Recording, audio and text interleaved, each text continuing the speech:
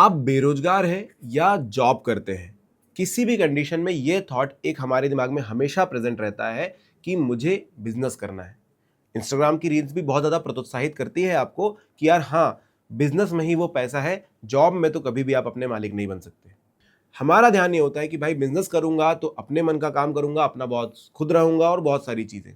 तो आज के इस वीडियो में आपको ऐसे 5 बिजनेस आइडिया देता हूं जो स्टार्ट करने के लिए बहुत ही कम मेहनत लेकर के आप स्टार्ट कर सकते हैं और लॉन्ग टर्म में आप इन्हें एक बहुत अच्छी चीज़ बना सकते हैं। तो चलिए शुरू करते हैं पहले आइडिया से।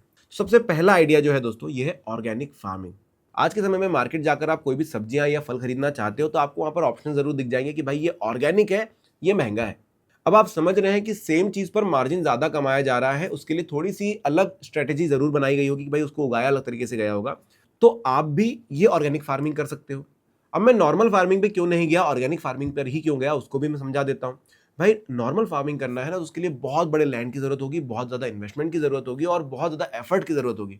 ऑर्गेनिक फार्मिंग आप अपने बालकनी से शुरू कर सकते हो, कम से कम अपने लिए उगाना तो शुरू कर सकते हो और धीरे धीरे उसको स्केल अप कर सकते हो।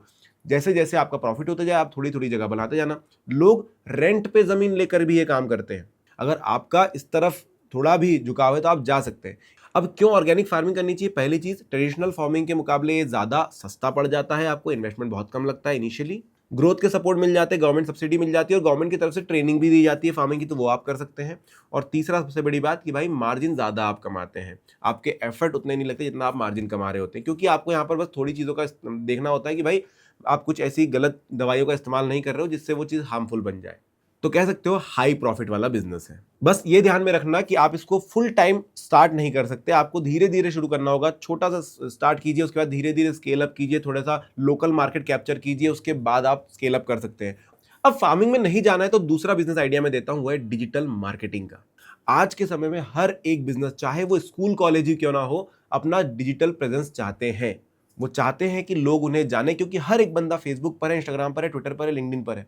तो हर एक बिजनेस चाहता है कि वो भी वहां पर प्रेजेंट रहे ताकि लोग उन्हें जाने और उनकी सर्विसेज का इस्तेमाल करें। ऐसे समय पर आप उनके लिए एक एजेंसी की तरह काम कर सकते हो, जो उनके लिए एड्स चलाए, जो उनके लिए बैनर्स बनाए, जो उनके लिए अलग अलग जगह पर प्रेजेंस उनका स्थापित करे। अब इस बिजनेस के लिए आपको थोड़ी बहुत टेक्निक्स चाहिए होगी, आपको ग्राफिक डिजाइनर्स हायर करने पड़ेंगे, हो सकता है वीडियोग्राफर्स या वीडियो एडिटर्स आपको हायर करने पड़े। तो एक छोटी सी टीम बनानी होगी, लेकिन इनिशियल स्टेज पर आप खुद भी ये चीजें लर्न कर सकते हैं। आप खुद लोकल मार्केट के कुछ दुकानों को उठा करके उनसे बात कर सकते हैं और उनके लिए थोड़ा सा एक काम कर सकते हैं। देखिए, हर एक इस प्रकार के बिजनेस में आपको बहुत छोटे से शुरू करना पड़ेगा, आप बहुत बड़ा अमाउंट लेकर नहीं जा रहे हैं, इसीलिए मैंने आपको ये आइडियाज दिए हैं।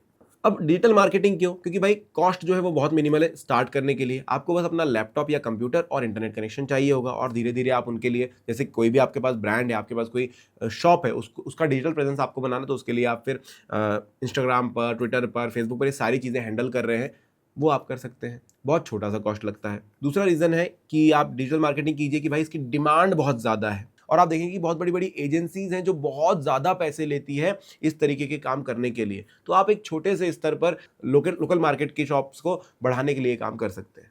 और थर्ड चीज़ है कि आप किसी टाइम की बाउंड्रीज में नहीं फंसते हैं, ना ही आप किसी एरिया की बाउंड्री में फंसते हैं। आप ग्लोबली प्रेजेंट रख सकते हैं अपने आप को, किसी का भी काम आप कहीं से भी कर सकते हैं। और इसे स्टार्ट करने के लिए आप फ्रीलांसिंग प्लेटफॉर्म्स का इस्तेमाल कर सकते हैं, जिन पर जाकर के आपको जॉब्स मिल जाएगी। आप फ्रीलांसर यूज़ कीजिए या फिर इंडीड यूज़ कीजिए, वहाँ पर आपको दिख जाएंगे ऐसी जॉब्स जिनको आप एज अ बिजनेस स्टार्ट कर सकते हैं। लिंक्डइन का इस्तेमाल कीजिए, वहाँ पर डिजिटल मार्केटर लिखिए और थोड़ा बहुत लर्न करके शुरू कर सकते हैं। थर्ड आइडिया है हैंडमेड क्राफ्ट्स और आर्टिसनशिप्स का। अब एक चीज़ है, इसके लिए आपको थोड़ा क्रिएटिव होना पड़ेगा। अगर आपको लगता है कि आपको अलग अलग प्रकार के आर्ट्स बनाना अच्छा लगता है, आप काफ़ी ज़्यादा क्रिएटिव हैं, तो ये चीज़ आप कर सकते हैं। देखिए, एक बहुत अलग प्रकार की ऑडियंस होती है, एक अलग प्रकार की पब्लिक होती है जो इन चीज़ों में इंटरेस्टेड होती है, लेकिन मैंने जितने भी शॉप्स इस तरीके के देखे, वहाँ पर बहुत ज़्यादा हाई प्रॉफिट मार्जिन वाली चीज़ें होती है। जो भी चीज़ बिक रही होती है वो क्योंकि हैंडमेड होती है, उसका वैल्यू ऑलरेडी बढ़ा हुआ होता है और ऊपर से उसको खरीदने वाले भी लोग उस तरीके के होते हैं। अब इनमें क्या चीज़ आती है, तो भाई जैसे होम डेकोर की चीज़ें आ जाती है। अगर आपको बनाना पसंद है, मिट्टी की चीज़ें आप बनाते हैं या कांच की चीज़ें आप बनाते हैं या फिर कागज़ की चीज़ें बनाते हैं, अगर आपको उसमें इंटरेस्ट है तो आप ये बिज़नेस कर सकते हैं। इवन इको फ्रेंडली बैग्स के लिए भी बहुत बड़ा मार्केट है। तो इन चीज़ों में अगर आपका इंटरेस्ट है तो आप ये बिज़नेस आइडिया काफ़ी अच्छे से अडॉप्ट कर सकते हैं। अब ये आइडिया ज़्यादा अच्छा क्यों है उसके बारे में बात कर लेते हैं। पहली चीज़, क्योंकि आपको प्लेटफॉर्म्स मिल जाते हैं एटसी और अमेज़न हैंडमेड जैसे, जिन पर आप अपने प्रोडक्ट्स को बेच सकते हो और जिन लोगों को खरीदना है वहाँ पर डायरेक्टली आकर खरीद सकते हैं और हाई प्रीमियम चीज़ें वहाँ पर बिक रही होती है। दूसरा, जैसे कि मैंने शुरुआत में भी कहा, हैंडमेड आइटम है तो उसकी वैल्यू ऑलरेडी इंक्रीज होती है और लोग उसका प्रीमियम देने के लिए हिचकिचाते नहीं है। और तीसरा, जितने भी मैं आइडिया बता रहा हूं वो इमीडिएटली आप बड़े स्केल पे स्टार्ट करने की अपेक्षा आप बहुत छोटे लेवल से स्टार्ट कर सकते हैं और अपनी हॉबी की तरह उसे शुरू कर सकते हैं, जो कि स्केल अप हो जाएगा। लंबे समय में आप बहुत बड़ा प्रॉफिट और बहुत बड़ा नाम कमा सकते हैं। लेकिन एक चीज याद रखिए, अगर आप कुछ इस तरीके का बिजनेस कर रहे हैं तो आपका ब्रांड आपको अच्छे से स्थापित करना है। आप प्रॉपरली लोगो या अपना नाम बना रहे हैं, उस चीज का ध्यान रखिएगा। चौथा है online tutoring and educational services. आज के समय में ई लर्निंग का मार्केट सबसे ज़्यादा है। आप भी यूट्यूब पर इसीलिए आए कि कुछ सीखना चाहते हैं। ऐसे ही यूडेमी प्लेटफॉर्म है, ऐसे ही कॉर्सेरा प्लेटफॉर्म है, ऐसे बहुत सारे प्लेटफॉर्म है जहाँ पर लोग पैसे दे करके आते हैं कुछ सीखने के लिए, कुछ कोर्स करने के लिए।